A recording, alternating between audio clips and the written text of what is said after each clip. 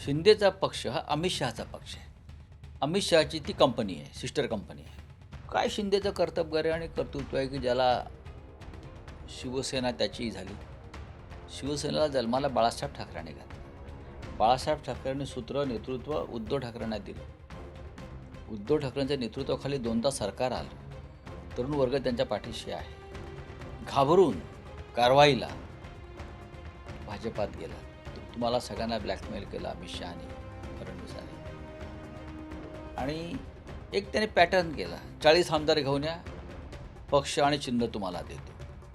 अजित पवारांचंही तेच झालं, इथे तेच झालं, तिथे रामविलास पासवानच्या बाबतीत पण तेच झालं. हा अमित शहाने एक राजकारणात पॅटर्न निर्माण केला. पक्षच तुम्हाला देतो. निवडणूक आयोग त्यांचा, सुप्रीम कोर्ट त्यांचं. न्याय कुठे मिळतो आहे?